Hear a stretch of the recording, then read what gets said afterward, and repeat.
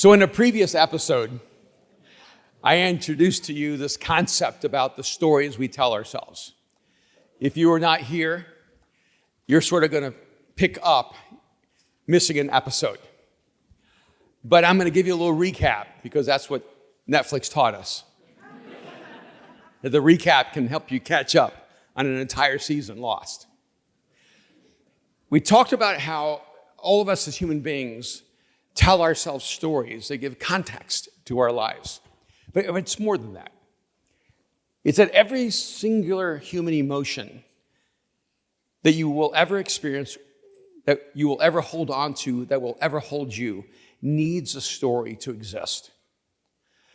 And so when you feel pain or fear, when you feel guilt or shame, when you feel bitterness or anger, those emotions need a story to exist. By the way, one of the best ways you can understand this is that we have nightmares. Have you ever thought about how odd it is that we have nightmares, that we actually sleep and a story is created in our unconscious, and that our subconscious wraps us inside of a story that can actually torment us or terrify us? And the reason that is because there are emotions that you're grappling with, emotions that you're struggling with, emotions that you're working through, and those emotions simply cannot exist in you in a vacuum, so a story is created, and we call it a nightmare. And so you wake up. Have you ever been awakened by a nightmare and you could still remember the nightmare? Or you couldn't quite remember the nightmare, but you could remember the emotions you felt in the nightmare? How is it that the human brain knows to create a story, to put you in the middle of that story, and then to haunt you in that story? On the flip side, we have dreams. Have you ever had a dream so good you did not want to wake up? A dream that was sort of still lingering when you woke up and you wanted to go back to sleep? And you go, oh, the story I'm in right now is better than the story I'm about to go into. So I don't want to wake up. I don't want to sleep through my dreams. I want to live in my dreams. It's because even positive emotions need a story to exist. You're inherently a storyteller, but you may not be telling other people the primary stories that are affecting you. Maybe the stories that you're telling yourself. And so we unwrap certain stories, the stories we tell ourselves that actually trap us and not only inform us, but form us. And that how those stories can actually limit the development of who you are as a human being. It can actually hold you captive and never allow you to become the person you long to be. It's almost as if the story you're in is the one that you do not want to be, and the story that you imagine is a story you can't seem to get to. And so after we began this first episode of the stories we tell ourselves, almost immediately after I stepped off the platform, funny things started happening. People started talking to each other about the story they're in. Oh, you're this, or you're this, or you're this. No one was saying, oh, I'm this. It's amazing how the moment we hear about how stories shape us, we start identifying the stories in other people, but we still seem to be completely unaware of the story that's shaping us. But then almost the moment I walked off the platform, Aaron came up to me and said, Dad, you told us the negative stories we're in, but you didn't tell us how to get out. That's up to you. So that's why we're coming back. We're going to pick up now episode 2. Because there is a legend that's waiting for you.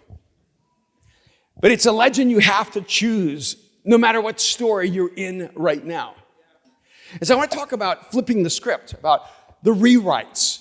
And over the years, I have actually had the opportunity to work on rewrites for incredible films. I worked behind the scenes on some of the stories from Scorsese to Malick. And what's always fascinating to me is when you get a script and they want you to fix an event in the script, but the problem is the character. Like, can you work on this scene? Going, I could, but if the scene actually became good, it wouldn't fit because the movie is bad, because the story is bad. And the reality is that the texture of the story determines the interpretation of every experience. It's not the other way around. The experiences do not define the character. The character defines the experiences. And that's why the story you're in matters so much, because you may actually think that you're absorbing all the information that's available, all the experiences that are available, all the reality that's out there, but your story has filtered out what you desperately need to see, to step into, to engage, so that you can have a new story. So we began with the victim, by the way. The victim was the first character inside of the larger narrative of us.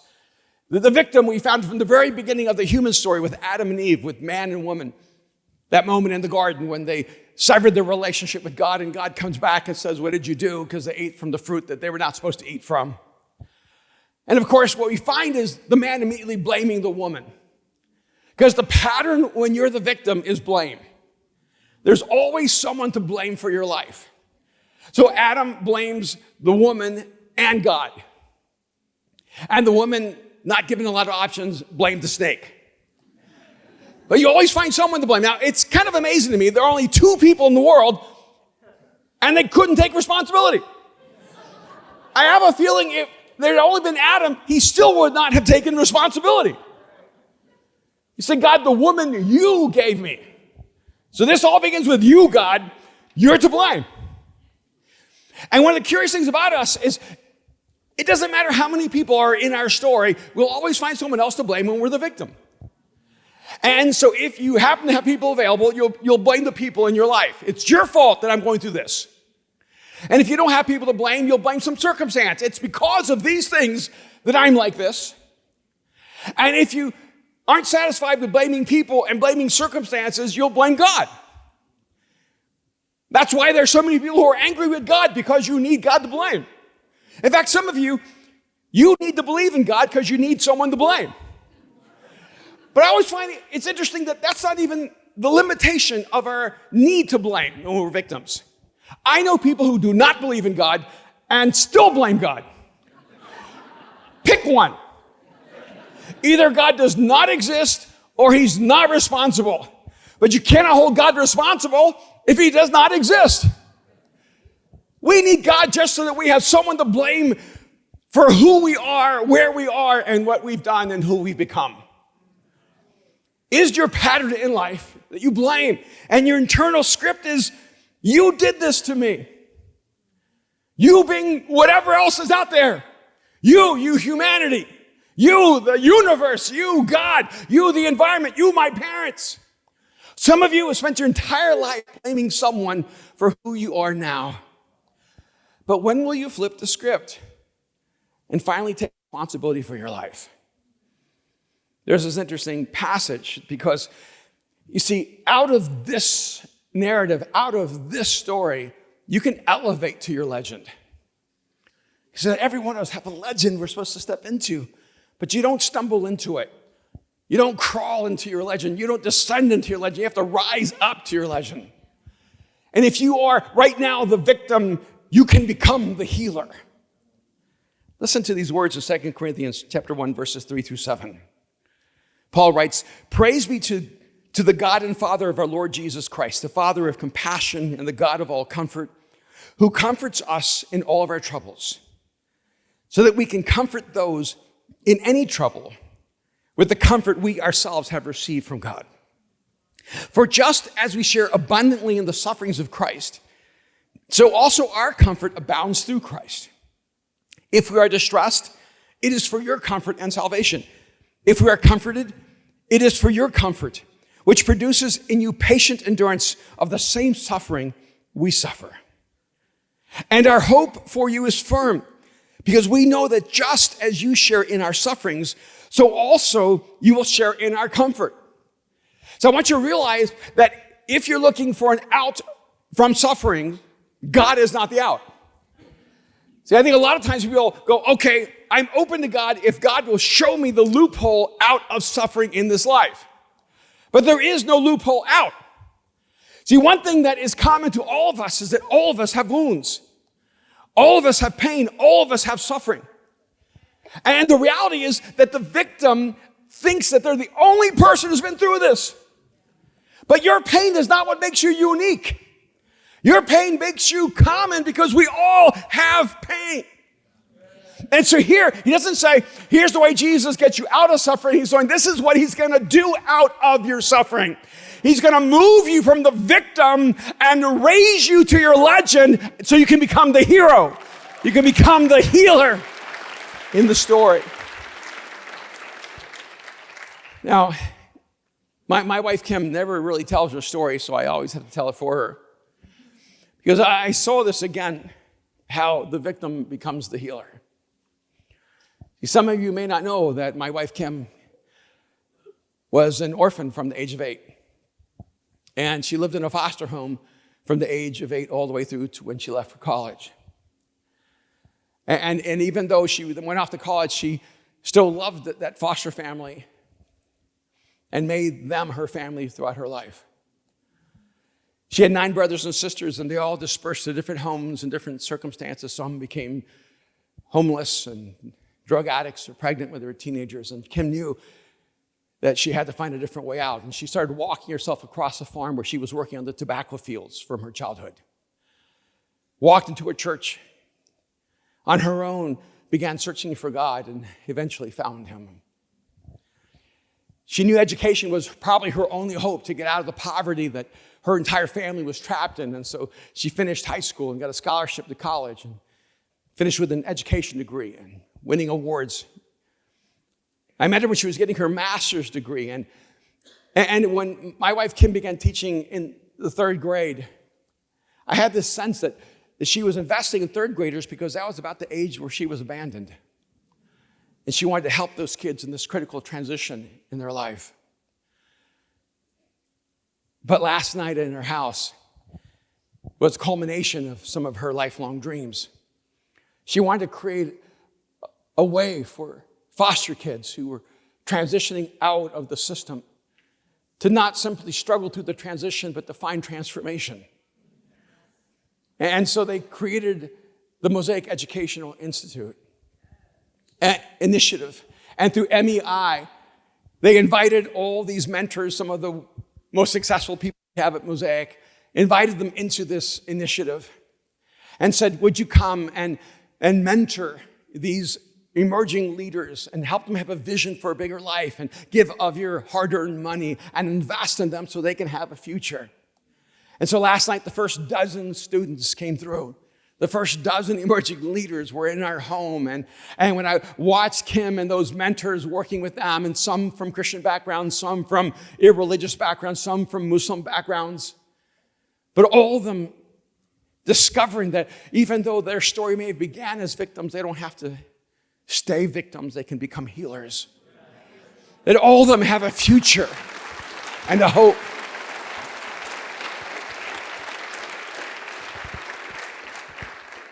But you have to rise up to your legend. And I think one of the greatest and most critical narratives I hear over and over again is, you don't know what happened to me. You don't understand my pain. If you'd been through what I've been through, you'd be just as messed up as I am right now. And I want you to understand something that may be very painful for you to grapple with. There's someone who has suffered more than you. Someone who has deeper wounds than you. Someone who has darker, more painful memories than you, and they chose to not allow that to be their story. They decided, I am not the victim, I am the healer. I will rise up to my legend. But there are others of you, you're not the victim, you're the martyr. This is another story we tell ourselves. It's not the story of, why did this happen to me? Why did you do this to me? The martyr's a little different. The martyr doesn't have a pattern of always blaming. They have a pattern of always being overwhelmed because they're just taking on so much. Because no one cares as much as them. No one does as much as them. No one is as noble as them. And they never enjoy life because life is such a burden. And their script is, I'm the only one. And we saw in the life of Elijah how even after this epic moment where God answers his prayers and sends fire down from heaven, he then runs for his life because he's afraid of a woman named Jezebel. He goes and hides in a cave, and then he has a conversation with God, and he tells God, I'm the only one. No one else is as courageous as me. No one else has been as noble as me. No one else has been as honorable as me. No one else cares as much as me. God, why would you do this to me? Why would you leave me here alone? I'm the only one.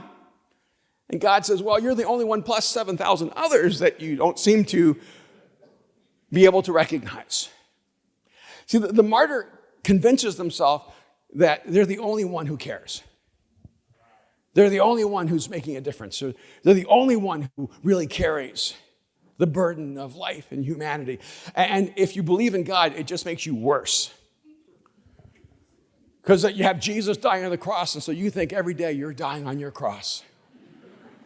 You're just suffering for everyone else.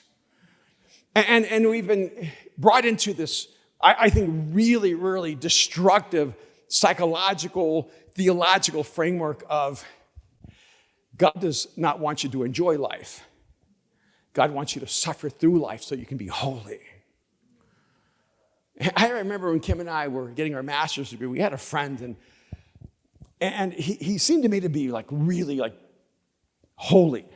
I was kind of new to the whole faith thing, so I wasn't sure what that looked like, but I thought he looked holy. And he would always talk like he was holy. And he would always say this one thing, oh, God is really breaking me. And at first I was really impressed. Wow, I need God to break me. And he would just say, oh, God's really breaking me. Oh, God's really breaking me. And then I started feeling bad. I started feeling badly because I was having fun. I was really enjoying life, and I started feeling really guilty for enjoying life while God was really breaking him. I was just having a great time, and I started thinking to myself, wow, I am so unholy. Because you cannot be holy and be this happy. You can't be holy and enjoy life this fully. You can't be holy and actually be filled with pleasure and joy and beauty and wonder. And so finally, one day he said, oh, God's really breaking me. I said, what do you keep doing to tick God off? Because if he's breaking you every day, what are you doing to create that kind of reaction? See, I think a lot of us have this idea of God, that God is the eternal killjoy. And that what God came to do is to make sure that nothing in this life is enjoyable. Because, by the way, if you're enjoying your life, that means you're unholy. Because after all, God and joy are counter opposites, right? God, happiness. God, pleasure. God, joy. God, life. No wonder when people use the phrase, when Jesus will change your life, a lot of people are running. Because they look at people who claim Jesus. They look at people who claim God. They look at people who claim to be people of faith, and they look at you and you're miserable. Jesus will change my life to be like you? I'll tap out. I'll pick the Norse gods. I'd rather trust Thor. Maybe, he seems like he knows how to enjoy life better than Jesus. I want you to realize that God did not die on the cross so that you could be a martyr. That God actually created you to enjoy life. Take a deep breath and realize that every breath you take is a promise from God that there's something beautiful waiting to be experienced.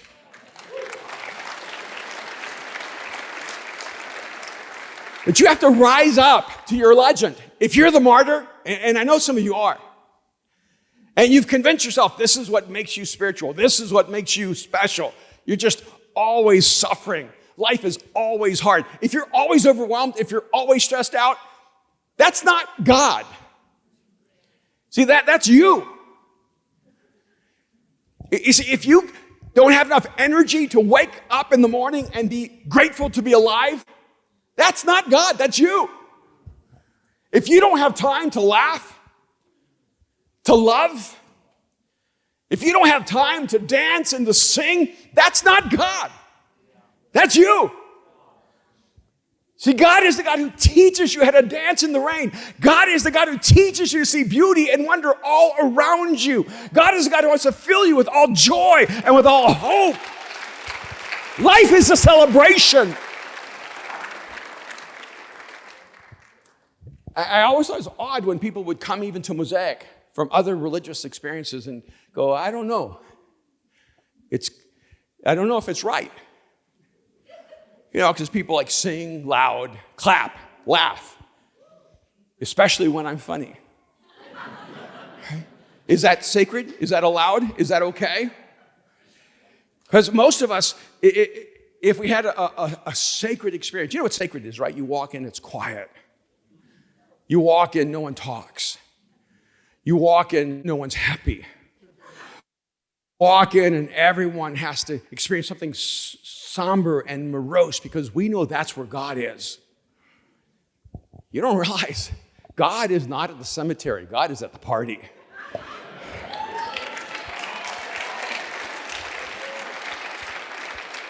But the way you rise up to your legend of moving out of being the martyr is you realize that you're the pioneer. Well, I had another word besides pioneer because it fits better, but I didn't want to use a big word. You're the progenitor. You see, the martyr says to himself, I'm the only one, but the pioneer, I'm the first one of many. I'm just the first one at the party. I'm the first one in the future. I'm the first one that stepped into this new reality, and God wants to use me as a signpost so that everyone knows there is freedom here. I was looking back at the life of Abram before he was Abraham, while he was still Abram. I mean, if you're going to have a name change, don't just add a syllable, but you can be more creative. And in fact, I've just been having this thought more and more because when I'm 65, I think I'm going to change my name back to my Latin name because I've had an Irish name all my life, even though I'm not Irish. And I just thought, before I die, I'm going to go back to being Spanish. And I just think that Cardona y Carvajal sounds cool. And but God changes names because he changes your story. And he calls out Abram and he says to him, go from your country, your people, and your father's household to the land I will show you. I will make you a great nation and I will bless you. I will make your name great and you will be a blessing. I will bless those who bless you, and whoever curses you will be cursed, and all the peoples of the earth will be a blessing through you. And we listen to this promise from God to Abram. We only hear all the blessing part, but we don't actually hear the part where he could have been the martyr. See, God said to him, I want you to leave everything you know. I want you to leave your hometown.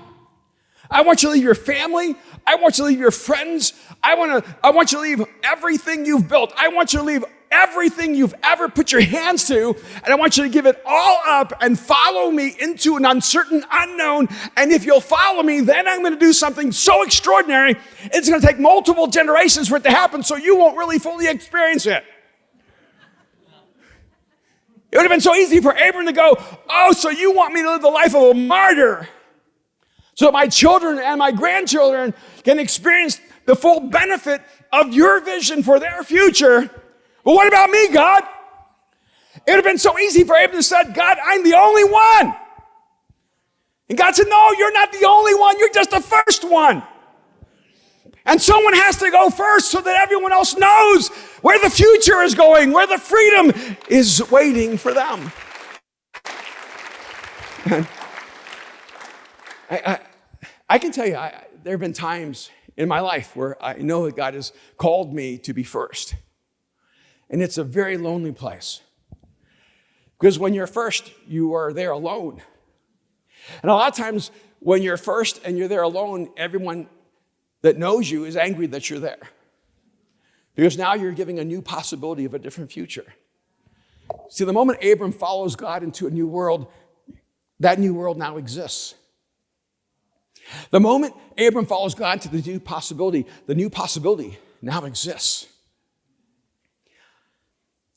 And what the danger is when you stay a martyr is that you think your suffering is what makes you unique, but it just makes you the same. It makes you common. What gives you your legend? You go, no, I'm not a martyr for martyr's sake. I'm a progenitor. I'm a pioneer. I'm breaking new ground. I'm just the first of many to come.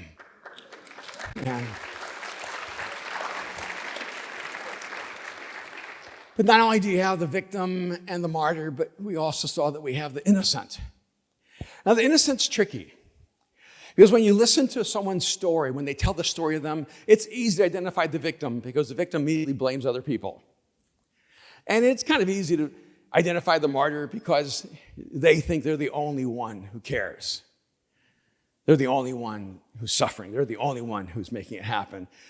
But when you get to the innocent, it's a little tricky because you see the pattern of the person who's innocent is abdication. They just never take responsibility for anything. So you can never pinpoint what they're doing wrong. You just can't ever identify what they're doing right. It's Pilate when he washes his hands when Jesus is standing in front of him. He could have proclaimed Jesus innocent and Jesus would have been set free. He could have taken responsibility for the power that was entrusted him in that moment, but he abdicated his power. It was within his power to do so, and he missed his moment. Can you imagine how God would have written the history of Pilate? If Pilate would have stepped into his moment and said, this man is innocent, and before you kill him, you're going to have to kill me. That would have been a different story about Pilate. But instead he goes, I'm just going to wash my hands of this as if it washed his soul. And there's some of you here, you just don't do anything bad. You just don't do anything good. You don't make wrong choices. You just don't make right choices. You just sort of exist. You're sort of a universal anomaly. You're sort of a human black hole. The light disappears when it gets to you. See, what is it that gets you up in the morning where you have to make a difference? And it's tricky because there's so many things to care about that there's almost too many things to care about, right? Have you ever felt like you just have compassion overload? I can't care about everything. Now you care about Ukraine. You did not even know Ukraine existed. Right? It's like people who from Ukraine just used to say they're from Russia because we knew where Russia was. And now you got to care about Ukraine. And then you hear, well, no, but there's other things going on in the Middle East. Okay, you got to care about Yemen. And you hear, oh, well, there's something else going on in Haiti. You got to care about Haiti. And we have so much information now that it's so easy to not care about anything because you're supposed to care about everything. And should you help young girls find freedom out of the sex trade? Should you try to end homelessness in LA? Should you build houses so that people at homes have homes? What should you do? And the great danger is because there's so many things you should care about that you don't care about anything. You just shut down internally. And one of the great dangers sometimes being a part of a community where people are doing good is that you pretend you're doing good because other people are doing good. So you're embracing the vicarious goodness of other people and pretending it is you. But if it was just you, what is the good you're doing? How do you break out of the story of being the innocent? It's not my problem. It's not my issue. It's not my agenda. Well, you need to rise up and become an activist. You need to pick something that you give your life to, that you're going to make a difference. You're going to get up in the morning and go, I'm going to do a little bit of good in the world. And you go, hey, but how do I know which one? How many of you ever feel paralyzed because you don't know, what am I supposed to do? Which good am I supposed to do? Here's the weird thing about it. Most people think that God's okay with them as long as they don't do any good. But we think somehow God's going to get mad if we do the wrong good. I mean, is there really a wrong good? Like, do you really need career counseling about what good you should do? I mean, how about if you, let's say, hypothetically, do the wrong good? God created you to do this good, but you didn't know. So you did this good. You think that's going to be good? What good was that? See, it's better to do the wrong good than to do no good at all. In fact, that's the only thing that isn't good at all. And by the way, maybe you get involved in someone else's good. You ever just been pulled into someone else's fire? Someone else's passion, someone else's activism, and so you joined in. And then when she didn't want to date you, you realized, I'm not passionate about that, and you want to move on to something else. It's okay to be a part of a good that isn't your long-term good because you're still doing good. And you'll never see the good God wants you to do until you just do some good. So as long as you're abdicating, as long as you're washing your hands, as long as you're choosing to do nothing, you will never see the good you could do in the world. But you need to rise up to the legend and say, I'm going to do some good in the world. And as I do this good, I'm going to trust that God's going to clarify for me the more specific good that I'm supposed to do. And by the way, you might experience the domino effect. Just by doing good, you will actually motivate the good in other people. And you will start doing more and more good simply because of the influence you have in other people's lives, because when you're doing good, more good gets done, even the good you didn't get done. So right now, we live in a culture where if you don't post about every issue, you're the bad guy. But it's a mirage. It's all smoke. Just because you post about something doesn't mean you've done anything. So your life may actually be an Instagram abdication. If I can post about these things, I never have to do anything about it. So if you don't have an Instagram, if you don't have social media, what's the good you're doing? What does your life post? By your actions. See, the script of the innocent, it's not my problem, but the activist says, this is my calling. This is my destiny. This is my moment. Pilate had his moment, and he washed his hands of it. What is it that God's putting in front of you right now? That if you just took hold of it, you would do so much good. And maybe it's not the good you're supposed to do next year. It's just the good you're supposed to do right now in your life.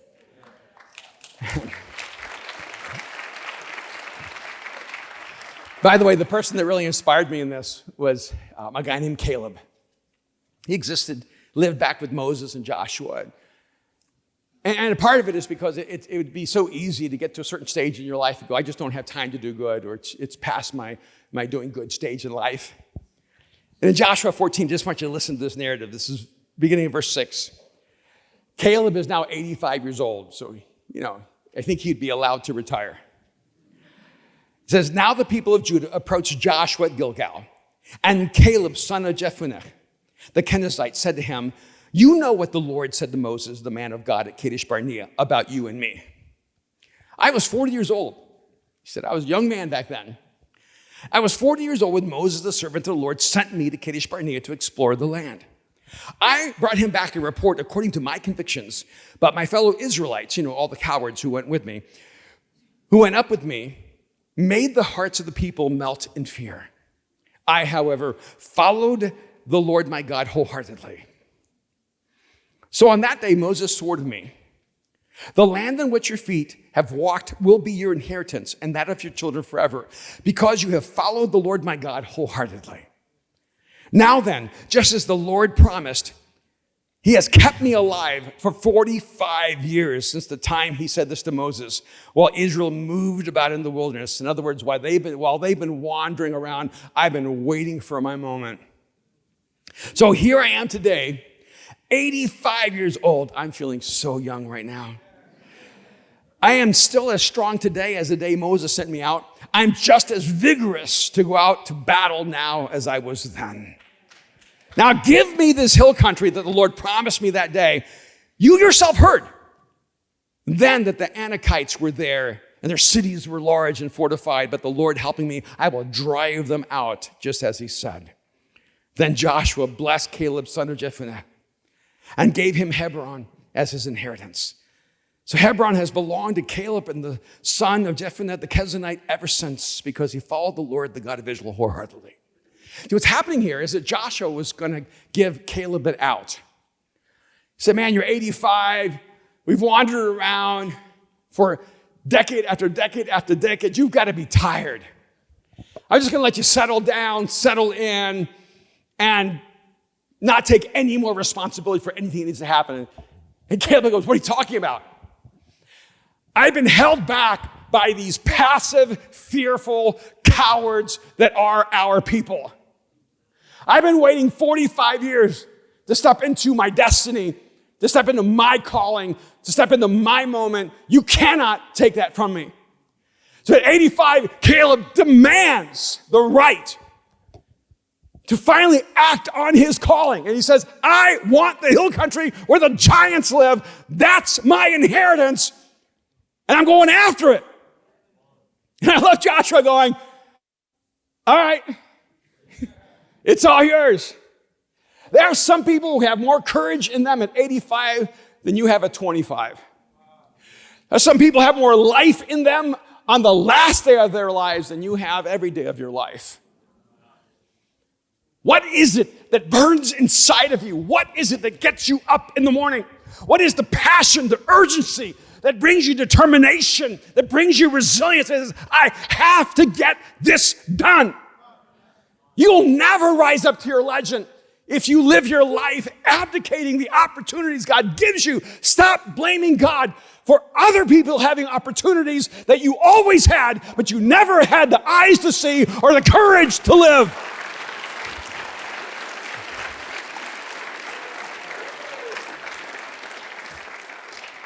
And I'm going to say this. We have a growing culture of resentment towards successful people.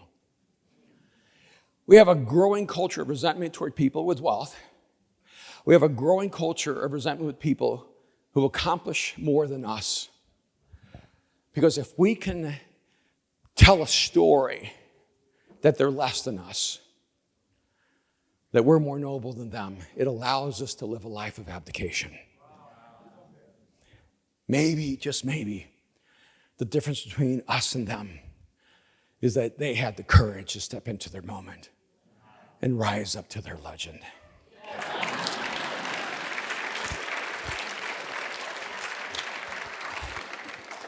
And the fourth narrative, the story we tell ourselves, is the hero. This is the tricky one. In fact, when I first mentioned the hero, everybody kind of leaned in going, oh, finally my story. I'm not the victim. I'm not the martyr. I'm not the innocent. I'm the hero. And frankly, I think a lot of people move to our city here in Los Angeles, and they're the hero of their story. And it's not that there are not moments you are certainly heroic. The problem is that when you're the hero of your story, there's no room for anyone else. There's no oxygen for anyone else to breathe. I mean, does Batman really have a Robin? Not at least for several films. Because Batman, like the hero, they're supposed to be self-contained. They don't really need anyone else in their life. And the challenge here is that this narrative is a pattern of superiority. And the script is really, it's all about me. And by the way, if you're in a relationship with someone who this is their narrative, they're the hero of the story, you're always going to be a moon because they're always going to be the sun. And one of the challenges when you have this narrative is that you can't see it. Because the moment someone says to you, you know, you're a little bit of a narcissist, which means you're completely one, by the way, and you go, who do you think you are? Talk to me like that. Because no one can speak into your life. And by the way, if no one can speak into your life, this is probably your narrative. And when you're the hero, the tragedy is that you're trying to be something God never created you to be. See, no matter how amazing you are, how talented you are, how gifted you are, you're simply not God. Now, I cannot tell you how many conversations I've had, especially here in LA, when people say to me, well, you know, what we need to accept is our divinity. You know, to realize that, like, we're our own God. And whenever I hear someone say that, I go, well, how's that going for you? Right? Because if you're your own God, then you're answering your own prayers. So you should have like 100% yes. Right? Because if you are your own God and you're talking to yourself, you go, I need this, yes. I want this, yes. Like I'm like checking off yes before I even ask. The way you can know you're not your own God is if when you pray, you don't get a yes. That way you can know you're still inadequate for that job. But how do you rise above the narrative of the hero when that really is moving from it's all about me to I am here to serve? It really is moving from the hero to the servant. And this is more difficult than we think. I mean, a part of the reason Jesus confuses so many historians is that how could you possibly have this much power and also bring this much humility? Like, how could you possibly be God and make the choices you've made? And probably the most profound moment in the life of Jesus that helps us understand this tension is in John 13. In verse 2, it says this: the evening meal was in progress, and the devil had already prompted Judas, the son of Simon Iscariot, to betray Jesus. Now, Judas was the hero of his own story. Jesus knew that the Father had put all things under his power, and that he had come from God and was returning to God. So he got up from the meal, took off his outer clothing, and wrapped a towel around his waist. After that, he poured water into a basin and began to wash his disciples' feet, drying them with the towel that was wrapped around him. He came to Simon Peter and he said to him, "Lord, are you going to wash my feet?" Jesus replied, "You do not realize what I am doing now, but later you will understand." "No," said Peter, "you will never wash my feet." Jesus answered, "Unless I wash your feet, you will have no part with me." Then, Lord, Simon Peter said, "Not just my feet, but my hands and my head as well." Yeah, it's never enough for Peter. Yes, right? When he had finished washing their feet, he put on his clothes and returned to his place. And in verse 12, Jesus explains this. See, because the contrast here is that it begins by saying, now Jesus, knowing that all power and authority was given to him. What would you do the moment you knew you had all power and authority? See, what would you do when you had the power of being the hero? Because if you pay attention to every myth, every narrative that we write about the hero isn't the hero because of their powers. The hero is the hero because of their character. In fact, if there's a good story, the villain has as much power, maybe even more power than the hero. What separates the hero from the villain is not who's most powerful, but who is the greatest servant. So the villain serves themselves. They're the hero of their story. But the true hero serves others. And then Jesus says in verse 12, "Do you understand what I have done for you?" And they're probably like, "No, we have no idea what you just did or why you did it." He said, "You call me teacher and Lord, and rightly so, for that is what I am. Now that I, your Lord and teacher, have washed your feet, you also should wash one another's feet. I have set you an example that you should do as I have done for you. Very truly, I tell you, no servant is greater than his master, nor is a messenger greater than the one who sent him. Now that you know these things, you will be blessed if you do them." But Jesus is saying, look, this is how you actually live the hero's story. This is how you rise up to your legend. If you bought into the story that you're the hero, which means everyone should be focused on giving you praise. The light should always be on you. Remember, we looked at Herod as the example of the hero, and Kim pointed out to me, do you realize that the word hero is inside of the name Herod? I'm like, that's a little creepy. And how when people called him a god, he just embraced it. And what to me is so fascinating is that Herod wants to be seen as a god, though he's just a man, and Jesus, even though he is God, wants to be seen as a servant. And he says, now, this is why I've done what I've done, so that you can understand this is the story that you were created to be in. Because if I'm your master, no one can be greater than the master. And if I'm the servant, then you must become the servant of all too. And I don't know if we're convinced that this is rising up to our legend. See, I think the hardest thing about this one is that when you rise up to your legend, you want to be the hero, not the servant. And then you have to trust God. God, if I live my life to serve others, will I really live my most heroic life? Your greatest acts of courage are the moments you forget about yourself and you only think about others. If you're thinking about you, it's not courage. The moment you've died to yourself, the moment you're living to do good for others, the moment you're giving your life to make the world better, The moment you think you're not the hero of your story is actually when God goes, there is the heroic story I always want to tell through your life.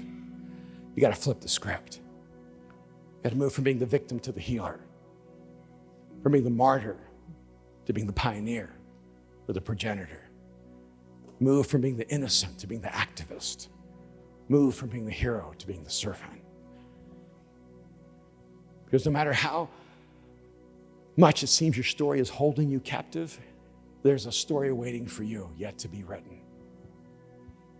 There's a story that God began writing about you before you took your first breath. There's a story yet waiting to be written in your life. One of my favorite movies of all time is The Usual Suspects. Not just because there's a character named Peter McManus,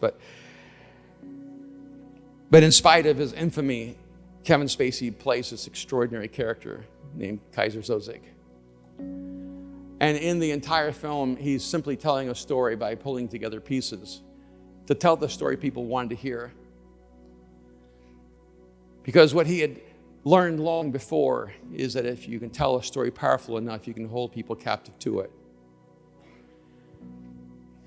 You may not realize that you've been embracing a story for so long that it has become you.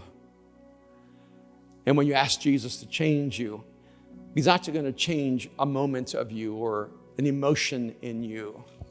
He's not just going to heal you from an experience you've had or a trauma you've been through. He's going to rewrite your entire story and take everything you've ever been through, everything you've ever experienced. He's going to take every wound, every scar. He's going to take every moment of tragedy, every tear, every failure. He's going to use that material to tell such an extraordinary story that generations will want to sit by the fire and listen to the legend of the life you lived. Because you were created to live a story that will be told in eternity. Would you just bow your heads with me just for a moment?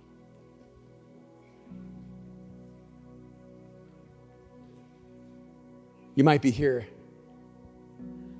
and you've never trusted Jesus with your life, but you are so sick of the story you're in. You're just cycling the same story over and over and over again. And it's not the nightmares when you sleep that are haunting you. It's the nightmares when you wake that are haunting you. You so desperately want a new story in your life, a new future, a new hope. And that's why Jesus came. 2,000 years ago, God stepped into human history, took on flesh and blood, walked among us. His name is Jesus. He was crucified on a cross so that through his sacrifice, we would have forgiveness and freedom. He rose from the dead so that through his power, we would not be powerless. And right now, Jesus invites you to step into the story that you were created to live. Right now, if you will choose to cross the line of faith and open your life to Jesus and give him your life, you will begin a new story right now, this moment. And if that's you, if you're ready, I want you to pray this simple prayer. Jesus, I give you my life. That's it. Just tell him, Jesus, I give you my life right now. Jesus, I give you my life. This is where it begins. This is how the first sentence in the new story of you is written. Jesus, I give you my life. I can't wait till he writes the second sentence and the next one and the next one. If you're here in this moment and you're ready to give your life to Jesus, if you just whispered this prayer, Jesus, I give you my life, I want you right now with all the courage you have just to raise your hand so I can see you and pray for you. If you're here and saying, yes, Jesus, I give you my life right now, just hold your hand up high. Beautiful. Anyone else? Beautiful. Wonderful. Anyone else? So good. Anyone else? Jesus, I give you my life. So good. Beautiful. I love it. I want to make sure I saw you. I see you, and I'm going to pray for you right now. Father, I thank you for the women and men who in this moment have opened up their lives to you. God, I'm just going to accept everything in their life to this moment as the backstory. that's just leading up to the great story of their life. I pray, God, that right now they would know that their prayer has been heard, that you've opened up a future to them that they could not even imagine, that right now you would just wrap them up in your love and let them know they belong to you, that you will never leave them. And God, I just pray that today they would begin the new story of following Jesus, because your story is so much bigger than ours. And Jesus, I am so grateful that we can't mess up our story so bad that you don't have a new chapter for us. We cannot make a mistake that you cannot create a beautiful, beautiful future from. And so all of us today, wherever we have found ourselves, whatever story we have told ourselves, just bring ourselves to you in all of our brokenness and all of our imperfection and all of our inadequacy and say, Jesus, would you take the material of me and tell a story so great that it would ring in eternity? We thank you, Jesus, and we pray in your name. Amen. Pastor Erwin, thank you so much for that powerful message. If that talk resonated with you, if you heard something in your heart and it spoke to you, and you decided to cross that line of faith and give your life to Jesus, we'd love to hear from you. Please text DECIDED to 71711 and you'll hear back from us. We'll have a conversation about what it means to give your life to Jesus and what the next steps are. Ah, man, that was awesome. I hope you have the best day ever, and I can't wait to see you here next week.